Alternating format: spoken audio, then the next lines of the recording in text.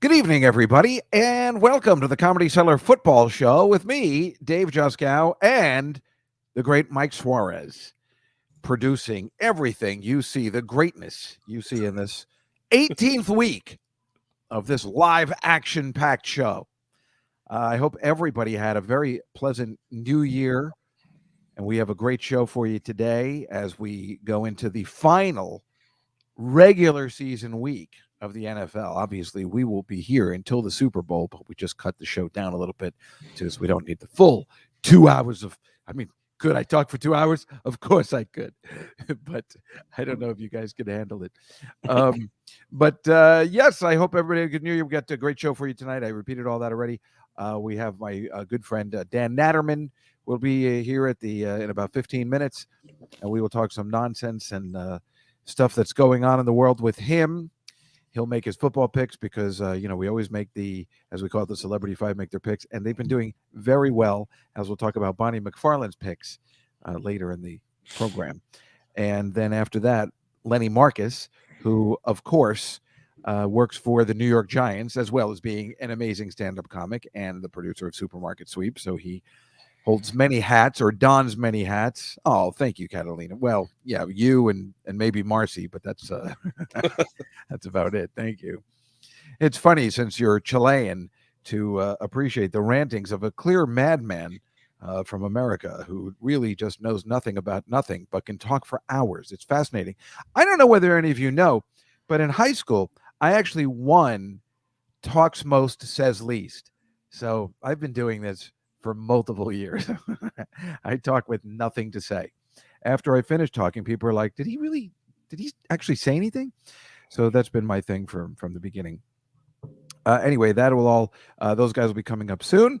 But yes, I hope again this week in the NFL is week 18, first time it's ever happened. They've never had. Oh, hi Barry. They've never had an 18th week before. They added on an extra week, and then but it's kind of cool because for the playoffs next week we get 6 games and the first time Monday night playoff game. Now that's super fun, especially since during New Year's TV 55 here in Long Island, Billy Joel's native land, always runs an Odd Couple marathon, and they had one with Howard Cosell and the old school of Monday Night Football in its beginnings, where Oscar Madison was getting a platform to talk on Monday Night Football, and it's fun to combine everything at once: New Year's, Odd Couple, and Monday Night Football. That's a good time, and that's pretty much what I did on New Year's. I didn't do anything. I didn't go out. I watched Emily in Paris. I thought Mike would laugh at, but that was true. Um, I wish I was kidding. The girls are kind of hot on it, and even the boys are hot. There's the love interest in the show is maybe the most handsome man I've ever seen, and in my next life, I may want to request to come back as him. I mean, that's how hot this guy is. But that's what I watched because they on that show say nothing about COVID. They made a conscious decision when they were making new episodes during COVID to not talk about COVID. So it's a complete fantasy show, and clearly for men as well. And it's all pretty French girls, and that's the perfect thing to watch if you're not going out on New Year's and you feel like you're missing out. You don't feel like you're missing out because it's bringing you a time back. Obviously, I usually watch just 90s television shows or something that nobody knows about what's happening in the world right now. So, but I also watch BBQ Pitmasters because I do enjoy. Mike, do you watch that show sometimes? I've seen clips. Yeah, it's great. It's good and bad. It's great watching them make all this meat, and there's nothing more hilarious than huge fat people talking about eating. That will always work for me on any basis because then, of course, I feel a little better about myself. I'm like, maybe I don't eat that bad because I don't have ribs every day, and I don't eat meat every day. Maybe I do. No, well, maybe not that kind of slathered meat, which has to be bad for you. I Yeah. was talking about the other day, right? On last week, I had tacos. So what is that? Just a little bit of beef and some lettuce and tomato. That's not horrible from what they're making, but it does look delicious.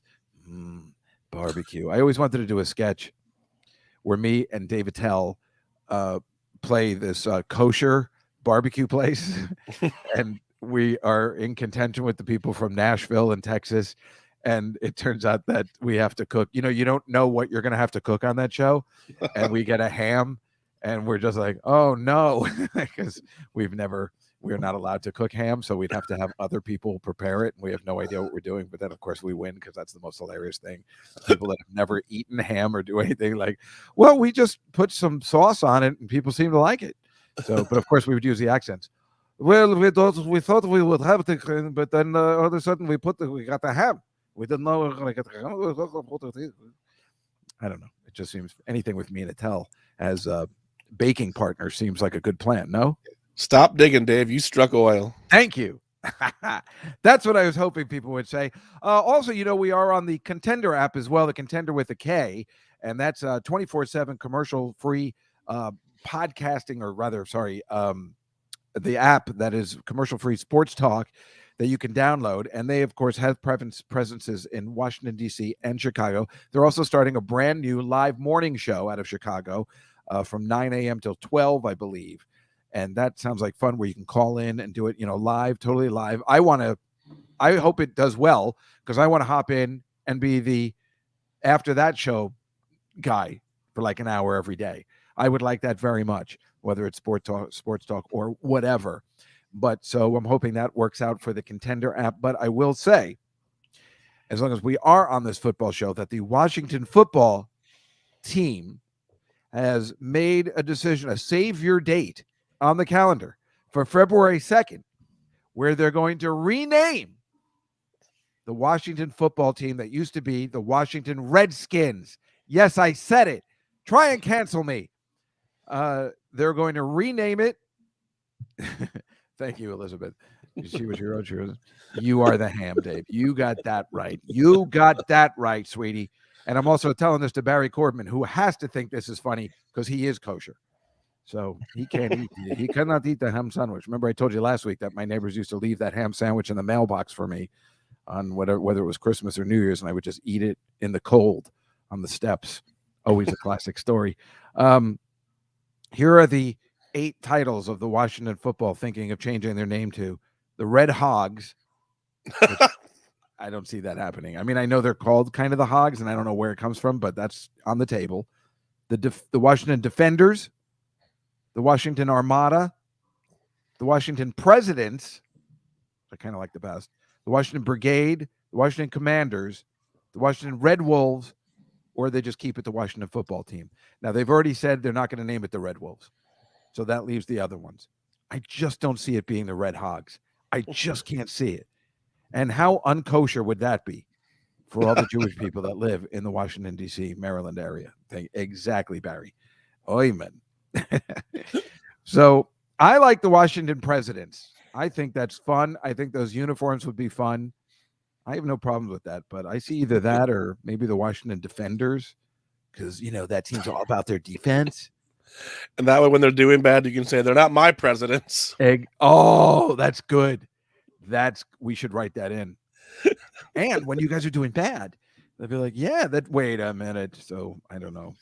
Also, I was thinking of, we'll talk about that later with Dan. Just talk about Emily in Paris again. I think we've had enough of that. I also watched New Year's Harry Potter. They had a reunion special, and it was awesome. It's so stupid, these reunion specials. They're so stupid. Everybody's like so pretentious and everything, but it is kind of exciting, especially if something like Harry Potter, you see all the kids grown up, and they've all been pretty popular since the first film 20 years ago. But they show like behind the scenes footage and stuff, and when they're meeting their, the actors that are already, older at the time. But I did enjoy it. The directors and stuff. I'm a big Harry Potter fan, so I kind of liked it, and I saved it up. I'm on chapter 3. It's only an hour and 45 minutes, which is easy, but I don't know. I really liked it, and I was really looking forward to that New Year's. It dropped, as the kids say, at midnight on New Year's Day, but I just couldn't watch it then. That's just too much. I mean, I am that much of a Harry Potter fan, but I couldn't do it. And also, I don't know whether you heard, speaking of DC, all the people that were stuck on I-95 today for like 15 hours in their cars. Oh, my God. I can't even imagine. And I don't know whether you saw it. But what, Catalina, you've never seen a Harry Potter movie? I mean, seriously, I know you're from Chile, but this is a worldwide. How is that even possible? Everybody's seen one. I don't think you make it to their level of stratosphere of money if, people in every country haven't seen at least one out of the 8. No? Am I crazy? But yeah, all these people were stuck on the highway because of a snowstorm, and it's just weird. Like that, I can't believe that's never happened before, where everybody's stuck for 15 hours. Or has it just never happened where everybody was in their car and they can really? All right, well, that's kind of odd. No, that's 2 people never seeing a Harry Potter movie. Or are you guys kidding? My friend Chris Murphy always says he's never seen Star Wars, but he does it to fuck me up because like everybody's seen that. No, I remember in 1977 we were in junior high, and the teacher was teaching us about outlining and how outlining works. And she used Star Wars. She said, like, I'll take a movie that everybody's seen. And there were like 2 people in the class, girls, of course, who didn't see Star Wars. And it was like, what the hell's the problem? What's the matter with you? The hell is the matter with you? Like, because she was pretty sure, even in 1977, that summer, coming back in September, October, that everybody had seen Star Wars. I mean, it was weird, even as a woman, to not have seen Star Wars. I mean, do you agree with that, Mike, or not? I wasn't born yet, but that was no. I know you weren't born, but I'm just saying. I mean, there was nothing else to do back then, except see Star Wars. It wasn't like there was a choice. I've been watching Maude. Excellent. Those are your choices. You could watch Maude or Star Wars, and you couldn't even binge watch Maude. You had to wait for it to come on TV. Yeah. So, I mean, you didn't have a choice but to go see Star Wars, and they were playing it in like every movie theater, and it played for like 6 months. Yeah. It was right down the street from where I lived. So I guess I saw it in the movies, I don't know, 8 to 10 times. I mean, I was the perfect age for it. So we went back multiple times. But I mean, really, when it first came out, it was that big. It's odd not to have seen it. I mean, I don't know who those 2 people were in our class, but well, if you're stuck in traffic for 15 hours, you have plenty of time to watch all 8. That what? If you get stuck in traffic for 15 hours, you have plenty of time to watch all 8. Watch all 8 Harry Potter or Star Wars? Both. Yeah, well, Star Wars, there's 9. That's right. I don't count one of them. It's not my Which president. I don't know. Which one are you talking about that you don't like? Oh, I'm just kidding. Oh, because I hate the 7th one. I hate it. And I'm just going to give you a spoiler alert. If Han Solo doesn't go out in a blaze of glory, I'm never going to watch that again. And the 8th is my least favorite. It's 8th? The one I feel doesn't fit. I mean, I like that one because I like Mark Hamill, and I like that he went out in a blaze of glory the correct way. Yeah. But that Asian girl was one of the worst actresses I've ever seen, and thereby ruined the movie for lots of people, because I'm pretty sure they cut her out like Jar Jar for the 9th one. Well, yeah, the director just shoved her in there. If she wasn't, that's why the movie's so weird. It's like the director kind of redid it. Anyway, this isn't a Star Wars podcast. Why not? What else are we going to talk about? Well, we almost got to go to break. That's why. Oh, right. Yes, we do. And anyway, everybody, hello in the chat room. I am so glad and happy to see everyone every week. It really does make me happy. But it is time for a break so we can get the show started with our lovely guests. And we will begin with the great Dan Natterman. Oh, Catalina's going to watch Harry Potter. Good. That's the way to do it. Elizabeth says hi to you, Mike. And we are going to begin. Yes, thank you. You have to watch it. Anyway, we'll begin with Dan Natterman right after these messages. Stay tuned. The Contender. The latest in sports talk content is here. Go to the App Store and search for The Contender. That's Contender with a K. We're your new favorite sports talk station with all your favorite teams, Chicago, and we're right on your phone. No more radio dial, just download for free, open to start, and set the app to allow notifications. We'll let you know every time we're covering breaking news and when your favorite shows are coming on, like Pat the Designer and the Windy City Breeze. Plus, we take your live phone calls. It's one big happy sports family. Follow us on Twitter at The Contender with a K and download the free app for your smartphone. What's going on, everybody? It's your boy Pat the Designer back at it again, man. Just want to say I hope everybody enjoyed this first year of the Contender, man. We've got another year coming for you guys, man. Just looking at the year in review, we had so much fun on the Contender this year. I will say, not a lot of wins, not a lot of big moments for my teams. Not a lot of good breakdowns as far as the Bears and Bulls went. Although the Bulls a little bit toward the end, coming into this season, we're doing pretty well. But looking back on the year, man, being able to put our audio out over the Contender airways has really been awesome for us over at the Windy City Breeze, man. It's just been an experience, especially working with James and Rob and just being able to tap into a different audience. I grew up listening to kind of radio and I always wanted to hear my voice come through on that side of things. And so for me, it was pretty awesome to just, be able to tap into that world, delve into that world, and hopefully continue as the app continues to grow, man. We had a lot of big moments. That biggest moment of the year probably is Justin Fields getting drafted to the Bears. Our reaction of that, us losing our mind, you know what I'm saying? And then, the Bears season being what it ends up being. But, hopefully next year, as we look at it, hopefully that's the season that we look to, and it becomes the season that Justin Fields blossoms in in his second year in the NFL, the season that the Chicago Bears can find an offensive line, the season that, so here's the 2022, man.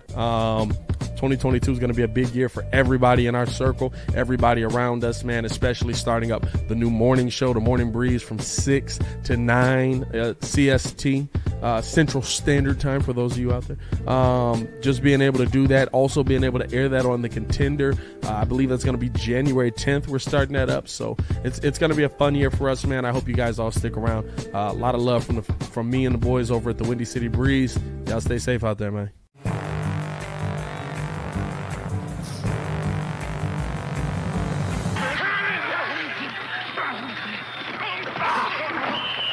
It's the Comedy Cellar Football Show with Dave Juskow on the Contender. Hi, everybody. Welcome back. Yes, the Windy City Breeze show on the Contender is 6 to 9 Central Time, 7 to 10 Eastern Time. I think I said that 9 to 12 or something, so got that wrong. Anyway, I thank you, everybody, for staying with us. Very exciting times. Let's bring in our very special guest. Well, he's not special. He's a regular here on the show. He's also a regular at the Comedy Cellar in the West Village. Can also be seen on HBO's Crashing with Me. His recent book is called Ira Spiro Before COVID and can be found on Amazon. And for the past 7 years, he has co-hosted the Comedy Cellar's Live from the Table podcast that airs every week on SiriusXM, as well as other streaming platforms. He'll be appearing at the Comedy Cellar right here in New York City this Friday and Saturday. Please welcome back to the program our friend, Dan Natterman. Thank you, David. Good to be here. This is the first time I've done this on StreamYard. Yes.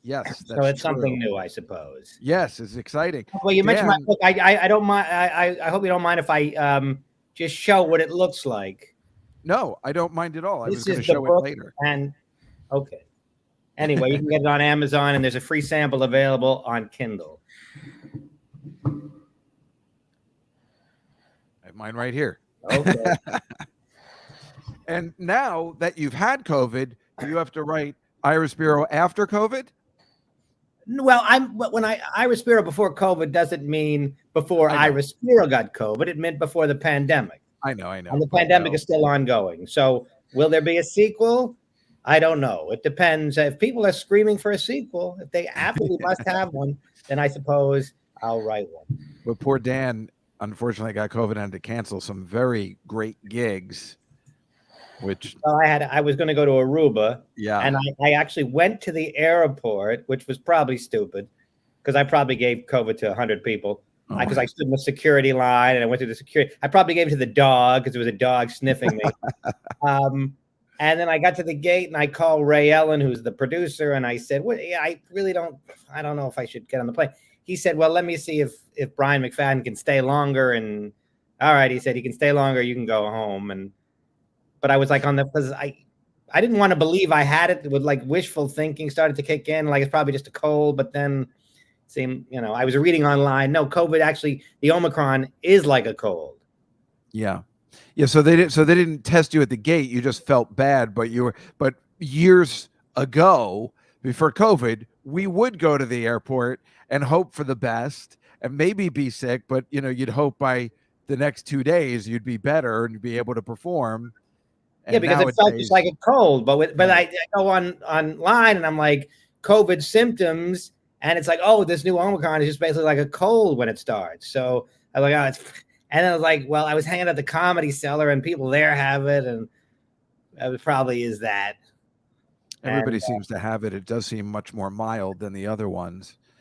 Yeah, I mean, for me, it was mild. But it was lingering. It took about 2 weeks, and finally, like yesterday was sometime actually it wasn't yesterday. It was what was yesterday? What day?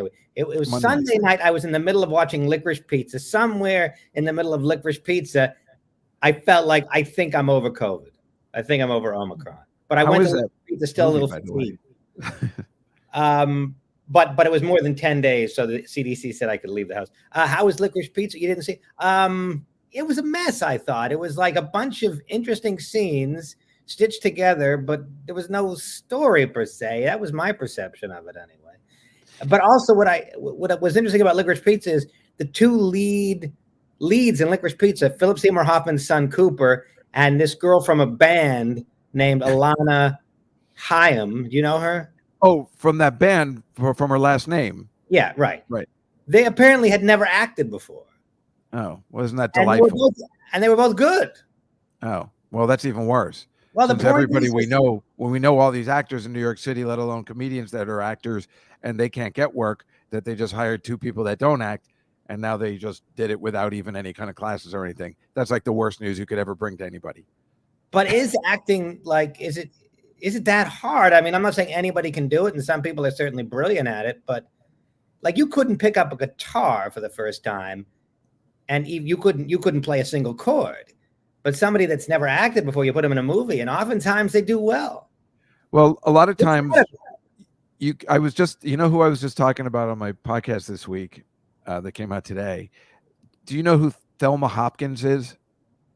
Wasn't she from Dawn? Yes. She was in Dawn. She was also an actress.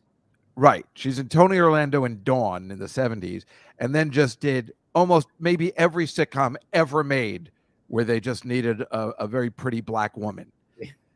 So Bosom Buddies, The Family Matters, Give Me a Break, just anytime there was a best friend, she played it. And the reason why I brought her up is because she's in the new Matrix movie. Oh, is she really? Wow. Yeah, and this is a woman that is not a great actress. She's only acting like herself. She's never played a character like Betty White. And it's just, but she's made a complete career just playing herself. Mm-hmm. I mean, a 40 or 50 year career. I mean, it's very impressive. Ooh, JWB671 says Dan's book is actually really good. Oh, thank you, JWB671. I thought you would want to hear that right away. Who that is. That's somebody I know, like a lot of times I'll bump into people that I know and they're like, oh, I bought your book. And I'm a little disappointed because I'm like, oh, you probably just bought it because you're my friend and you have no intention of reading it, which I guess is fine. But I'd rather people buy it that actually are interested in reading it. Of course. Yes, right. Because when you write a book like that, yes, of course, in the back of your mind, you're hoping to pull a J.K. Rowling and it just becomes this thing. But you write it because you wanted to do it and you want people to read it. Yeah, I actually was hoping Judd Apatow would like it and make it into like a Netflix show. Oh, wow. And he loves you. Yeah, but I don't know if he's read it. He has it because I emailed him. I said, hey, can I send you a copy of the book? He said, don't worry about it. I'll buy it. Oh, that's so nice. And then I'm pretty sure he did. But I don't know if he read it. And so either he didn't read it or he read it and was underwhelmed because I haven't heard from him. Oh, well, he's a big Dan Natterman fan, which is a good place to be. Yeah, well, he always includes me in his projects. He put me in Staten Island movie, King of Staten Island. I mean, he cut me out of it, but that's okay. Yeah, but he likes you and he always wants to work with you. And that's a great thing because then the next project you'll also be in and you won't get cut out. So he likes you a lot. You had a big part of it. Retire, The He what? certainly could retire, but I doubt he will. But No, he's too young to retire. I'd probably retire if I were him. Dan, there's something I've been I'm waiting to lazy, ask you. That's probably why I'm not a bigger. JWB671. He or she says they never met you. Oh, So, okay. Isn't that better? In a That way? is better. That is better. So Yeah, he's no, not a because friend, I want just a unbiased fan. opinions. The what? I mean, I'd rather have an opinion of somebody that's never met me than That's what I'm somebody saying. that's like a good friend of mine. That's of course they're going to say it's good, but you can't tell if they're telling the truth. Right. You know, I mean, Well- unless they're gushing. If they're gushing, it's probably true because most people don't lie and gush.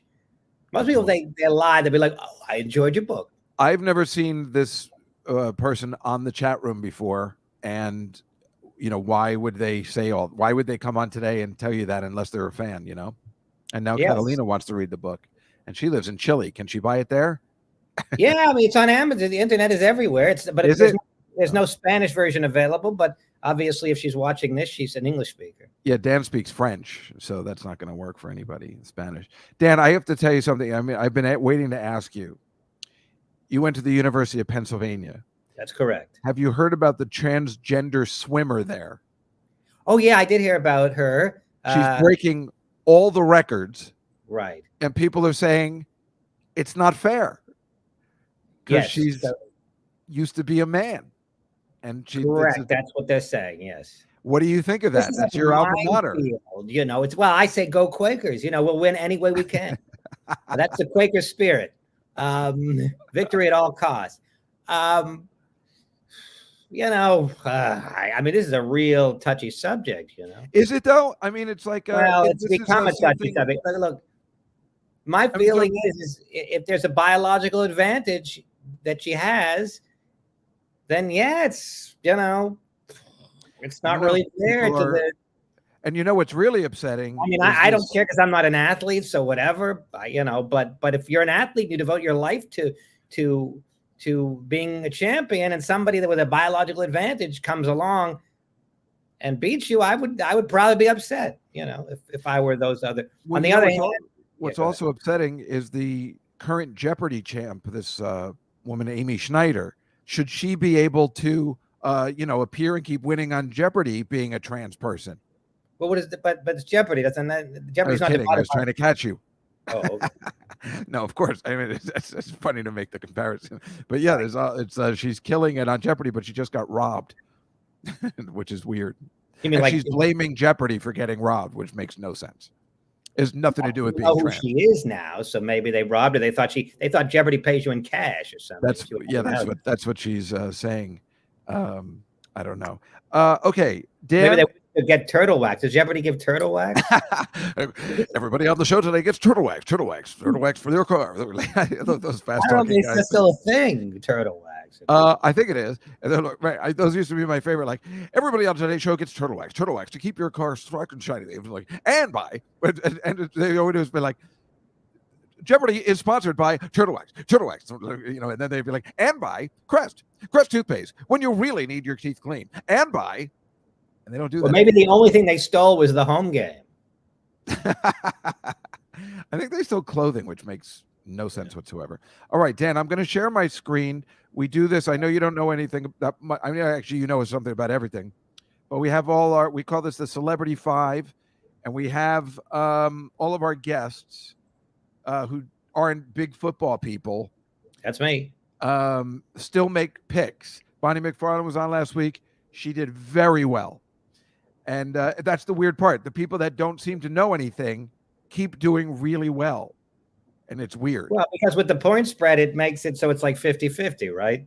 I guess so. So just very quickly, what do you like between the Cowboys and the Eagles? Well, I guess because the Philadelphia Eagles, right? I went to school in Philly, so I guess I'll go with the Philadelphia Eagles. Yeah, it would be the best bet, but I've heard a lot of them have COVID, and sometimes you have to take that into consideration. But, but the point spread is adjusted thusly, I think, right? Yes, exactly. That's why it's +7. So I think you're doing the good pick. We have the Patriots playing the Dolphins. The Patriots are favored by 7. Yeah. Well, I am from Connecticut, which is technically New England, though it's southwestern Connecticut, which is more New York but it's closer to where I'm from than Miami. So I'm going to have to go with the Pats, as they call them.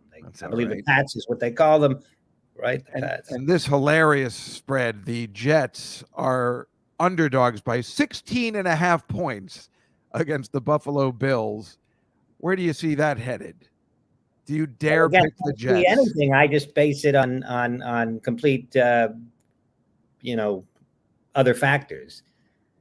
I do live in New York, so that would make me in New York City. That is, so that would probably push me toward the Jets. But they're two New York teams, technically. I do yes, but one is upstate. I do enjoy the chicken wings that they make up in Buffalo. Mm-hmm. And I'm going to go with the Bills on this one. Also, the Dabney Coleman sitcom was a favorite. Oh, Buffalo Bill. That's right. That's right. That was before Silence of the Lambs. Because that before title could have gone either way now. And here's the Kansas City Chiefs against the Denver Broncos. Kansas City favored by 10. They lost last week. Your thoughts? The great Pat Mahomes. Kansas City, Missouri, or Kansas City, Kansas? Missouri. Missouri. Well, I had a very bad set once at Stanford and Sons in Kansas City, but I think that was in Kansas. But it's Kansas City nonetheless. I'm going with the Broncos. Oh, okay. I didn't have a good weekend in Everybody Kansas has a good time at that Denver comedy club, right? And yes, and I have done well in Denver, so absolutely. So if we're going to go by that, the right way to pick. This is the right way to pick. And then finally, the last game of the season, it's the Las Vegas Raiders against the Los Angeles Chargers. Well, the Chargers logo looks like a hair. It looks Everybody like says that. It looks like an eyebrow. Well, in any case, Vegas Raiders versus the Los Angeles Chargers. The Raiders, my very first Super Bowl that I ever saw was the Super Bowl 11, I think it was. The Raiders John Madden one? Vikings. Was that 11 or 7? The one where John Madden won in 1979? That sounds right. But was that 7 or... I remember watching, it was the first Super Bowl I ever saw. It was the Vikings versus the Raiders. So for nostalgia, if 69 was Super Bowl 3, then it would be 13 maybe? Well, I'm going to Google that now. Raiders, Vikings. Well, Mike can figure it out. Which one are you going to pick? That was the Super Bowl 11 in 77. Okay. All right. Well, anyway, I'm picking the Raiders because that was my first Super Bowl. They were in it. So I'm assuming that maybe I have the times wrong, but that's the one that John Madden won the Super Bowl and then he retired. Oh, maybe, you know what? That's exactly what it is. And then he retired in 79. That's what it is. I keep mixing that up. He was playing in 77? He was the coach. Oh, he was a coach. Oh, he just died, right? I know. He was like 90 years old or something, or 85 maybe. Yeah, 85. He was a big guy. Football players usually don't live that long. I don't know whether he played for that long. He was just, remember, he was coaching and then he was in the booth. He didn't really have a lot to do. He didn't have a lot of stress. He'd never take a plane. He always had this bus to take him around the country. I don't think he had a lot of stress in his life, and he just he played with the Eagles in 1958, but he didn't. I don't think he was played very long. But that was a long time ago. Geez. Yeah, it was. Well, I just know him mostly from Frank Caliendo's impression. That is an excellent impression. By the way, this seems like in the past, the football show, hasn't it been everybody together and you have Colin playing some music? And I changed it. You changed the format. I changed the format. You got to keep changing the format around because it's. I like the one-on-one myself. Yeah, I do too. And then so then at 7 when Lenny comes on, then we make the actual picks. Because he knows more about. Yeah, he knows that stuff. Yeah, so that's the show. Whatever. Anyway, I got some photos I'm going to share with you. I'm going to share the screen one more time, and I have some slides I thought I would share with you. Just out of the news or to promote you and your book and your career. But we're starting with this that I found. These are home COVID tests taken by Chicago public schools. And there's so many, they just left them on the street to be picked up by the FedEx guy. I don't understand how they are planning on. I don't know who that guy is on the right. I don't know whether he's just taking them. That's not the FedEx guy. He's not in the FedEx uniform. No, he's not the FedEx guy. So it's like, is that what everybody did? They just threw it on the street and hoped for the best? How are they going to get those results back? That reminds me of the time where I was opening for Louis C.K. and I took a city bike to meet him. You know the city bike? I ride it all the time. Okay, so I'm like supposed to meet him at like 7, and there's no city bike. Like all the stations are full. Oh, this must have been in the summer. Yeah, it was in the summer. I took it yesterday, and I could choose any bike I wanted. Yeah, it was like, damn, then I couldn't find it. So I just literally, but I didn't want to like not meet Louis on time because Louis is an important guy. And I don't want him to be like, I'm never using Dan Natterman again. So I just left the city bike, and it was an electric city bike. I left it like next to the city bike rack because there were no bike rack. You know, there was no, I couldn't park it. Oh. And I was like, fuck it. I'll have to buy the city bike if it doesn't, you know, for like a couple of grand or whatever, but I can't not go meet Louis. So anyway, somebody took the bike and ended up parking it somewhere else, you know, but, oh, thank God. Boy, you got lucky. Yeah. So because I've seen those on the street, not in the, just sitting there and always wondering why are they left it out? Somebody's going to take it and you're getting charged for all this. It's very odd. Just taking it home, you know, and then I would have leave it down near the Comedy Cellar. You know, Carmine Street across from Joe's Pizza. There's a big bike rack. Yes, I do. But why didn't you just bring it into the comedy? I mean, if you're just leaving it, you left it by the bike rack. I left it by the bike rack because I figured somebody would take it, use it, and then probably park it. Most people aren't going to keep it. Somebody might have. That's not a bad idea. I've been there before where you're desperately, you know, and that's the worst. You can't find any open things to park it. You know, you're done. You're in location and everything is full. All the racks to park it are full. That's the worst. You got to go on the app and keep looking for places. And there was nothing anywhere. And then I called Louis' road manager. I'm like, and they're like, Louis, where are you, Louis? Oh, man. I'm like, fuck it. I just got to leave it here. You know? You did the right thing. Yeah. And this is in Brooklyn the other day where everybody was trying to get a COVID testing box. The exact opposite, where this is what happens to them after. Right, and this is everybody trying to get a COVID test. I assume this is all before Christmas, where now clearly the lines have gone down. And the truth is, if you I don't know if these people, what their situation was, but if you have the symptoms, you probably have COVID. I mean, you know, you could save yourself the trip. Maybe they were flying and they had to show proof. They might have been asymptomatic and they were like going to, you know, and they were like hanging around COVID. But I was symptomatic. I didn't need the home test. I got one. I was able to find one in my neighborhood, but I knew that 99% chances I have COVID. You know, I mean, the symptoms became very evident. Right. This is in California, waiting online for COVID testing. Wow. You know, but you get to be in your car, which I think is a good thing. A lot better than here, than when you got to stand because here's where I stay. I got my booster shot at the Museum of Natural History. I just had to wait online, no sitting. I was just standing right there for like 3 hours. By the way, at LaGuardia Airport, you can now wait. The new terminal, you can wait for the taxi. The taxi line is inside the terminal. Really? Yes. So you're waiting inside, and then when you get to the front of the line, you go outside. So that's an improvement there. Yeah, right. I never go to that airport. I'll go Newark every time. Okay. So this doesn't concern you? No, it will never concern me. The LaGuardia used to have this Delta water shuttle, which was amazing. I could take a boat from my house to LaGuardia. Now, that was amazing, and they cut it. Oh, that's cool. Yeah, I remember. It was perfect. Takes out any kind of traffic issue. They got to put that back. This is just a stupid Florida thing. It's just dumb. On Christmas Eve, they have a Run Santa, a 1 mile run, which is technically 10 times better than Santa Con. This makes me happy. But I like that. What I can't figure out is this guy's got the 7-Eleven sponsor. Like, what the hell? Like, how do you get a sponsor? Yeah. Do they have sponsors for the New York Marathon? But they just wear T-shirts. I think they have a couple of sponsors, maybe. I don't know. Maybe if you're one of like the top guys, one of those Kenyan guys. Right. Yeah, definitely that, right? And here's a Santa in like Russia, what they Azerbaijan, like it's like one of those new ones like Georgia that could you pronounce it? Azerbaijan. Yeah, that's cool. I knew you were going to be able to pronounce it. I see.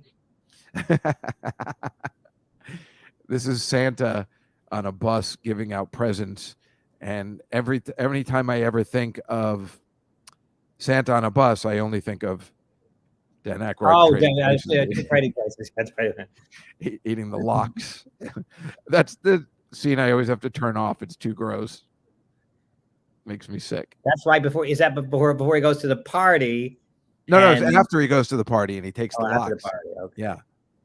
And then he comes home and tries to kill himself multiple times, which is not that funny, but it really is. So this is in Kentucky where they had the massive tornado. But here's the weird thing. The First Presbyterian Church is on the left, and on the right was the First Christian Church. And it seems like, I feel like this is what caused all the badness in Mayfield, Kentucky. These two competing churches ruined the karma. Well, it would have been interesting. And then if there was like a mosque that was like in perfect, right. like, oh, well, maybe they're onto something. You know? Right. It would have been awesome if one of them survived. Yeah, right, and perfect, like right next door, and it was and then you definitely would have. I wonder if people would have converted to whatever. I think somebody. Well, look, somebody would have seen a sign in that. Obviously, right? The people that belonged to that church would have said, "Well, we tried to tell you." You know, I believe that with all my heart. And this, on the opposite end of that, is in Jordan, and it's in Parliament, and they got into a fist fight about a constitutional amendment that would afford greater rights to women, and they're that angry that could happen. They got into a goddamn. There is a couple of women back there that are in Parliament, so I guess they're not that anti-women in Jordan. I don't know anything about Jordan. I think they are. Yeah. It's and so anytime that you are thinking, of the Me Too movement or anything like that, maybe you should go to these other countries and make a move there. And things are much, much worse. Is this like over driving privileges or something? Probably. That's a thing. That's for real, right? Well, in Saudi Arabia, I think it is. I don't know about Jordan. They finally gave women driving privileges, but the men are angry. It's ridiculous. Marcy, who lives in Kentucky, says there are multiple places in Kentucky where churches are a stone's throw away from each other. Well, we know that's everywhere, though. But like we were saying, Marcy, and congratulations on the Bengals, by the way. We were talking about like just how funny it would be if one of them survived across the street. You would definitely have to make a conscious decision. Your thoughts on this? Oh, this one, yeah. Well, they both look old in this picture. I know it's the worst picture ever. To me, because I'm their age roughly. I think. Yeah. Pat Oswalt defends his longtime friendship with Dave Chappelle. Is that even a necessary defense? Is any of us mad at Dave Chappelle? We aren't, but people are, and he got a lot of flack, from what I read. And I know, but it's like, well, how is this a news story? We know Patton's going to defend him. Well, but Patton said, he said, like, well, I Dave's a friend, but we disagree on trans rights. Is that right? He said that. Now, Dave never was against trans rights. He made some jokes about trans, but Dave is, I'm sure, very pro-trans rights. He just likes to goof on them. Exactly. And make that what you will, but he's not against trans rights. Barry just said, isn't that Patton's mom? It really does look like his mom. Yeah, there was a meme showing this picture saying, look at Dave helping the lesbian woman, or something like that. Whatever. Patton's like one of the sweetest guys. I know. He looks real old, Patton. And he might be a little older than me, but not much. It's funny. I think I met him in 1995 or 4 for the first time. Patton. He was such a sweet guy. And it's just funny how we're all just Patton is younger than me. Not by much, but he is younger than me. Yeah. I'm sorry, he's older than me. I'm sorry. I'm getting confused. He was born in January of 1969. I was born in October. So he was about a year older than me. But everybody's in their 50s. But he looks god awful. When I did the Aspen Comedy Festival in 97 or 98, it was like for a bunch, so it was all these new comics, and so many of them became big stars. Like Patton was there, Nick Swartzen was there. What's that guy's name? That Canadian guy. I know what you're talking about because I met him at the Montreal Comedy Festival, and they all Harlan became, Williams, was that his name? Harlan Williams. yeah. He was there. The Harlan Williams was in Chappelle's movie with Half Baked, right? Yes, he was. Jack Black was there. All these people were there. They were all nobodies at the time. Tracy Morgan was there. I was in the 96 Aspen Festival because I'm older than you. Yeah, I think I was either 97 or 98. But anyway, Patton was there, and they all did well, and whatever. But anyway, so did you. You just wrote a book. You're a famous comedian. You have a great podcast. You're a staple at the Comedy Cellar. You made it too. You're putting a good Don't spin you ever on it. sell yourself short. All right. I can't afford a real plant. Look at that. It's So these were two Vietnamese acrobats, and they did this in Spain. They beat a Guinness World Record for climbing 100 consecutive stairs with his brother on his head. how's that even like in the like? That's what I'm saying. What record? How did they break a record? How is this a thing? Who made this up? Maybe. With the last And that's person like did when the 99 comics steps? Years ago, I try to relate things to comedy. Years ago, the comic strip set a record of the longest comedy show. Like they did a show, it was like 2 days long and like around the clock. It's like, yeah, but you just made that up. That's what I'm saying. We could make up like this is the best Comedy Cellar football show ever. Yeah, we did I mean, it's got to be a reasonable record, like at least long fingernails, or Ew. Well, but that was a big thing in the day, Anyway, yeah, I was going to say that's Emily in Paris. Yeah. Yes, this is my favorite show. And now they're getting some flack and I saw this episode on New Year's Eve. There's a Ukrainian character and she like steals from a department store or something. And now they're saying, I can't believe they made the Ukrainian person a thief. And they're all uptight about it. And there are just so many things to be more worried about. This is pathetic. Well, that's only be worried about being invaded instead of this. Yeah. And that's only bad, by the way, if the stereotype of Ukraine is that they steal. Yeah, but nobody, I wasn't thinking Ukrainian people steal. I was thinking that character steals. Right. And that character happens to be Ukrainian. Who cares? But that's they steal. What'd you say? I said, they steal. Yeah, they Just do kidding. steal. We're trying to be polite about it. But If you stole my heart. That's Phil Collins' daughter. It is Phil Collins' goddamn daughter. That's what I figured out when I first saw the show, that she was the producer. I'm like, how was she the producer? I never heard of her before. And then I found out she was Phil Collins' daughter. Well, that is the fast track to life. Well, Bono's daughter was also in a Netflix series. I forgot. Really? Yeah, but I forgot which one. I've always said it would be great if I was Don Rickles' son. That would have worked out well for me or you, He has a daughter and she's never done Yeah, much. Mindy Rickles. Yeah, but we're funny. Okay. I don't know Mindy. Meanwhile, here's the big news, everybody. I know everybody's talking about it. Taco Bell, starting Thursday, for 1 week only, is having the crispy chicken wings, which I'm going to try on Thursday. They're only for 1 week only. Dave Jusko eats Taco Bell every Thursday, and we'll be trying those wings. I will let you know how they are.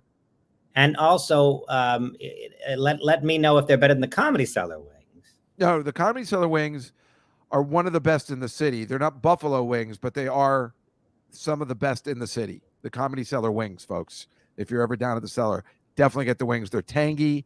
They do it the exact opposite of buffalo, which I like. Instead of blue cheese dressing, they use ranch. Instead of celery and carrots, they use potato chips. I love that they don't worry about it. Anonymous says Bono's daughter was on the Nick. Yeah, but that's not the show I'm thinking about. I mean, that may be several things. So yeah. Catalina hates Emily in Paris. What is the matter with you? Are you crazy? She says the whole show is garbage, and we're worried about a bad reputation. I can't believe you said that. That's my favorite show. Catalina, how could you?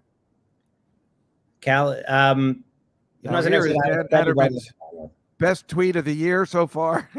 Well, the last one of the year. Yeah. Oh, that was the last one last year. Okay. Yeah. If no one has the nerve to say it, I will. Betty White let us down, and I know exactly what you're talking about. I felt so similar as everybody felt.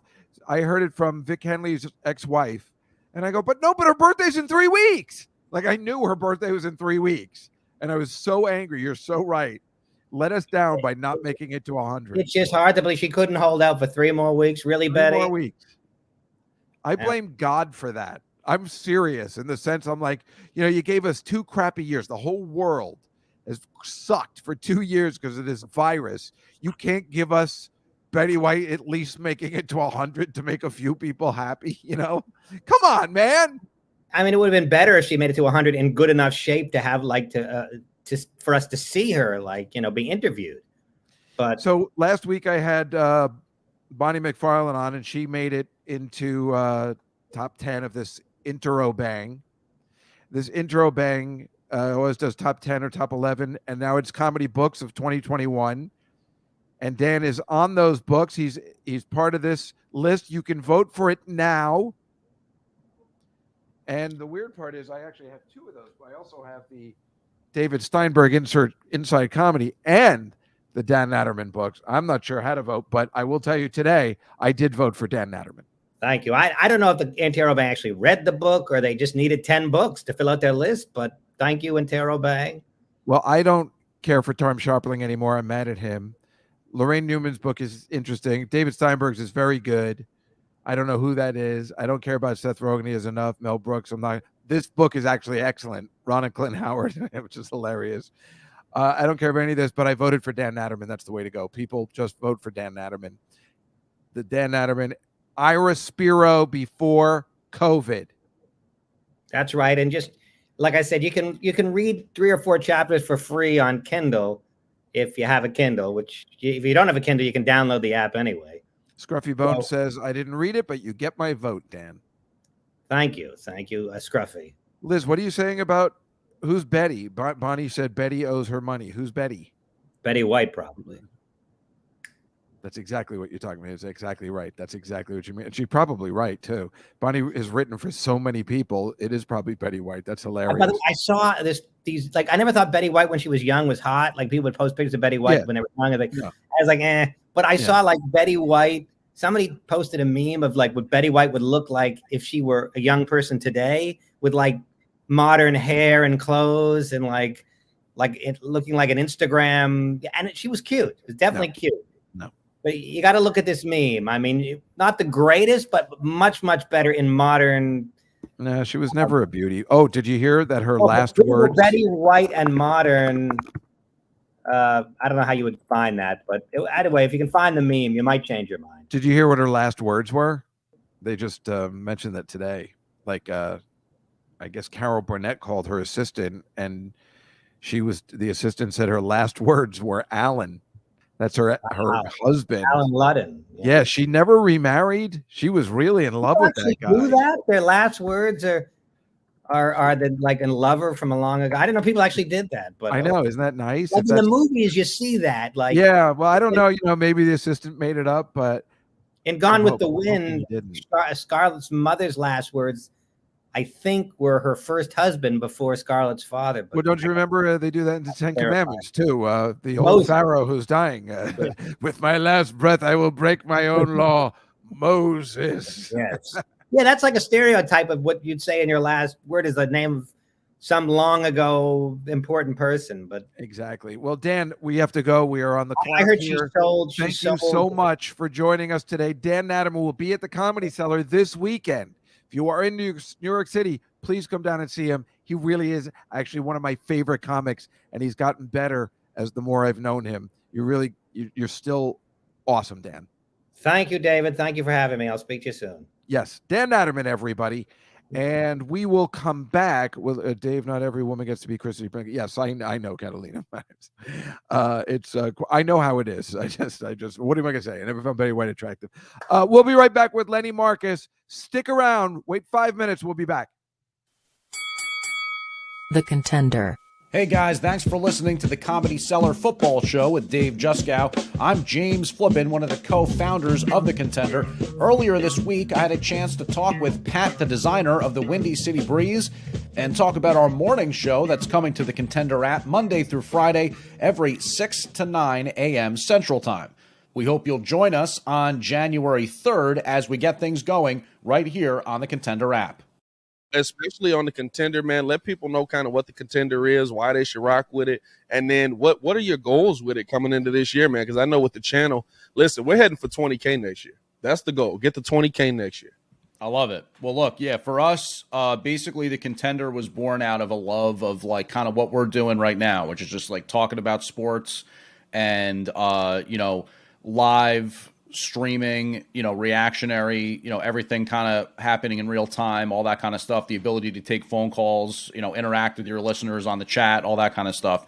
And taking that from the traditional kind of like FM AM structure and taking it to the cell phone. You know what I mean? Like having an app where you can get that, open that app, listen to it at a high quality audio, and listen to your favorite sports talk. So obviously when we, first partnered with you guys going on over 6 months ago now, the whole idea was we'll take your show, kind of simulcast it, the whole YouTube aspect being what it is, great visual, enjoy Pat the designer in all his glory right there in his studio, the whole thing.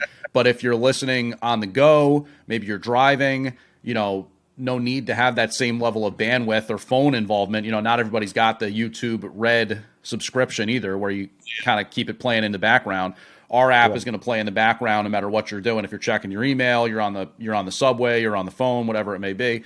You're listening to sports talk. So with you guys doing the daily morning show, we said, all right, right now our business plan, model, whatever you want to call it, is that we kind of are hopefully showing to the investment community that we can do different cities. We're not just going to be a purely national talk platform, but we're going to have, a perspective, like a Chicago perspective, a DC perspective, all that kind of stuff. So for you guys taking the daily morning show, we said, let's put that on. Let's make that our main focus. Let's give this time slot in the morning to the Windy City Breeze. Let them kind of develop that audience both on YouTube and on the app, because, it's another platform. It's a place where you can get access to this kind of sports content that we know, if you're listening right now, you enjoy. So we're excited about it. It'll be all 3 hours on the app. So if you can't watch YouTube, if you're doing something that, precludes your eyes from paying attention, just pop on the app. And again, coming after that every single day, we'll have a different show that comes on both either live or on tape. That's something else you might want to check out, because it's a talk platform. We kind of like structure it like it's a radio station. So we've got all shows on all the time. Some of them are live, some of them are podcasts. And on the app, you also can download those podcasts. So yeah, we're really excited. It's our first time ever getting into a daily show like that, where we're going to have live content every single day, which is obviously what we want to do, because that's kind of what the mission really is. And the goal for this year is just to keep rocking with you guys, potentially maybe add a second show that does more than once per week type thing. I don't know about daily. Not everybody's got Pat the designer's grind, but other people maybe will do 2 days a week or something like that. That would be big. And we kind of keep going from there. But yeah, it's really all about kind of trying to grow the platform by adding more shows, adding more live content. And eventually, as we get further into the year, our app will have a tab that you click on for Chicago talk and a tab that you click on for DC talk. And, all the WFT belly aching you could ever want, for example, after last night's debacle, would be featured on that. And plenty of, reaction to Nagy hopefully getting canned soon on the Chicago side. It doesn't seem like it's going to happen, but He's so serious. Not here, it doesn't. It's time for picks, Washington will control the ball. laughs, and an overall good time right in the middle of New York City. It's the Comedy Cellar Football Show with Dave Juskow on The Contender.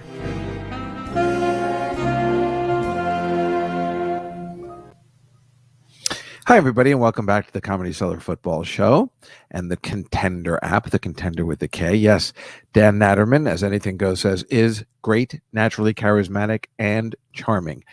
I believe you 100%. He is a good man, a good friend, and seriously, like a really good stand-up comedian who I think has really gotten better over the years that I've known him, and just so funny. I don't know. He's turned it up a notch, and he's really terrific. And I love when he comes on the show, and he's really smart too. You know, he went to U of Penn. I think he went to law school too. He's a pilot, and he speaks French. You know, and he never uses any. He never tells people that. I think if I did all those things, I would let people know that every 5 minutes. So, but I highly recommend seeing him at the Comedy Cellar. But really, come down to the Comedy Cellar anytime. It's always an outstanding show, and it's always a good time. I mean, once this COVID is finished, maybe we can go back to normal and have really good filled room, old school shows where nobody's afraid of anything. Everybody, since everyone we know, besides myself, has already gotten COVID, everyone, it's got to be over soon. No, I just found out my cleaning lady got COVID for the third time. The third time. My friend Chris Murphy just called me. I'm like, what? How is that even possible? Who is she seeing? Who is she interacting with? If she's coming over my house and Chris's, I mean, that's only like single people. Me, Chris, and Rachel. I mean, who is she seeing? Where does she keep catching COVID? It's weird. Yes, Catalina, my wish you were here post Pink Floyd going Pink Floyd today for the final 2-hour show today. Took down the Christmas Vacation. Yeah. That is a classic album poster. They don't make them like that anymore. They do not. Wish you were here. Great album by an okay band now, because you know there's a lot of anti-Semitism. All right, let's take a look at what happened last week. Let's look at Bonnie's first, Mike, if you don't mind. Again, look at Bonnie. Bonnie knows nothing about football. She went 4-1, and I mean, wow. And no, she would have lost the Vikings even with a inflated spread. I mean, she got the Jets right. They covered. It still pisses me off because I think I bet the other team. She got the Bengals, the Bears, and the Ravens just covered. I mean, wow. It's very impressive. Our guests have done really well. Let's take a look at last week's for us. The chat room, you guys put it together last week, 10-5. There was one push, one tie. I won for us. Mike, it really did crappy again, but Scott did worse. That Saints one, that was a surprise for me, but we all had the Bucks. And you know how I always pick the other team because I'm like, well, maybe the Jets to win. The Jets should have won that game. And then I would have been really happy to pick the Bucks. But I don't want the Jets just cover. Then it stinks. It was that was really annoying. The Titans really, for me, seemed like a no-brainer. We all had the Patriots. That wasn't an issue. What, they win 50 to something? They scored 50 points. The Raiders, I didn't know. It turned out Carson Wentz did play, but I only took that because I thought he wasn't playing, and then they ended up winning the game. Kansas City, I cannot believe lost, but Marcy, we picked on your side for you, and congratulations. Look at that. Yeah, she says her sources were 14-2, right? Because we had other people pick. But if she goes back to the comments and Marcy was picking, she went 14-2. The Bears was easy to pick against the Giants. The Falcons was stupid. I'm so mad at that game. That's a whole nother story for gambling purposes that pisses me off. I can't believe San Francisco did cover. They just covered at the last minute. That was a tough game to pick, though. The Chargers was easy for me. That was the best game of the week for me. That was so obvious they were going to come back and pounce. I just knew it. The Rams, I don't know what their story is. The Ravens just keep losing, but by a point every time. I don't know what that means for LA for this week. Detroit got bombed. I mean, I really thought they were going to keep it together. I know anything goes, right? It's anything goes that loves Detroit, and your boys they stink. They should not have gotten blown out like that. They've been in every game except for this one. I thought the Cowboys were a sure thing. I can't believe the Cardinals with Green Bay was a sure thing because the Vikings guy isn't vaccinated and ruined his team's chances by not being vaccinated. And I would have picked that line went to -3 for the Pittsburgh Steelers. That's a big twist. And I guess, I don't know why I wasn't thinking, but I bet on the Steelers last night. I would have changed. We bet this a week in advance, and Ben Roethlisberger played his last game there. I totally would have taken that action. And again, I wasn't using my head. Never bet against the Steelers on Monday night. So that's what you should do. All right. Why don't we bring in our resident expert, technically, on the NFL, because he works for either the NFL or the New York Giants. I think he works for the NFL. But, of course, he's also a very, very talented comedian and producer. You can catch his entertaining podcast with Security Neil Potter, who's also on Supermarket Sweep, entitled Four Corners, on all of your streaming platforms. He's also the co-producer of Supermarket Sweep with Leslie Jones, which airs this and every Sunday at 9 p.m. on ABC. Please welcome back to the program, Lenny Marcus, everybody. Lenny, don't pick the Giants, Marcus. You got that right. Your Giants really stink. They are worse with no hope than the Jets right now. You're absolutely right. But thank you to the Jets, Dave, for choking in only Jets fashion. So Only the Giants Jets could have leapfrogged them in the picks for the draft. Way to put it. Great way to put it. In only Jets fashion. You're absolutely right. You're up the entire game. All they need to do is go 1 yard to win the game. And they can't put it together. Brutal. And then they let Brady go down the field in 14 seconds. We all knew that was going to happen while watching the game. Nobody didn't think that was going to happen. And that's why the Jets needed to go for it. But apparently there was a wrong call on the field. The coach is blaming Zach Wilson. Zach Wilson saying, I didn't get the play right. I mean, everybody's blaming everybody else. This is not a good organization, and it never has been. Do you watch the games and just go, no, all the time? I got killed with the Buffalo. I mean, I really lost like $1,000. Buffalo, Atlanta. God. Atlanta, who's that idiot? Matt Ryan scores a touchdown. I can't. And then they took it, and then he taunted. Yeah, but he didn't get in. So and then he turns out he didn't get in. Maybe and the taunting. The worst loss in betting I've ever seen. It's in the top 5 for sure. I was so upset. I just needed that score to win. I don't know if that was worse, Dave, or that 1 week when I called you I kept losing in overtime because these guys wouldn't kick the field goal. Right. They keep scoring touchdowns in overtime, which never happens. I know. They can't. The other team can't stop them. Brutal. That always works for me. The touchdowns are actually better. For me. I love that. Killing this. I had some heartbreakers this year, man. It's always good for the over. But you're. Oh, by the way, folks. Let me tell you, Dave. Aren't they going to do gambling on your phone now in New York, so you don't have to go over the bridge? Yeah, I'm waiting. Are you so? Is it like Christmas for you? What are they waiting for? Why would you wait? Why wouldn't you have it starting the new year or have it when the playoffs start? They're waiting till February. These gambling things, they're so awful. They're so mean. They lock you in. There's no way if you have a gambling problem, and then they say, if you have a gambling problem, it's like, it's so ridiculous. They say one thing, and then at the end, they're like, if you know somebody with a gambling problem, but they entice you with all these great things you can bet. If you bet $5, you're going to win $200. I mean, it's really awful. And now when I see Ben Affleck in an ad, I get really pissed. I really can't stand that guy. And everybody knows it. If you have a gambling problem, Dave drives across through the tunnel, bets, and comes back through the tunnel. It's worse than that, Lenny. On Mondays, I usually take the ferry to Hoboken, but I stay on the ferry, make my bets, and then come off. I don't even get off the ferry anymore. In fact, last Sunday, I did exactly that. And the guy's like, are you, sir, are you staying? And I'm like, what? No, I'm okay. He goes, no, this is Hoboken. I'm like, yeah, I know. I'm going to stay on. He's like, so you have a round trip ticket? I'm like, and then I got up and I'm like, why are you bothering me? What's the matter with you? He's like, no, I'm just asking. He was like, a trouble. I'm like, why are you giving me a hard time? I do this every week. And he goes, I just need to know. So I'm like, I just want to go back. Do I have to buy another ticket? He's like, no, he was being really frustrating. So at the end, when we got back to Manhattan, I waited for everybody to get off and I go, the fact of the truth is I'm gambling on my app. He goes, well, why didn't you say that? That I can understand. We got 7 guys in the back. It's a whole gambling section. I know. I said, I'm sorry. I was embarrassed. I didn't want to tell you. It was really embarrassing that's what I do. But that he totally understood. I think he's seen it before.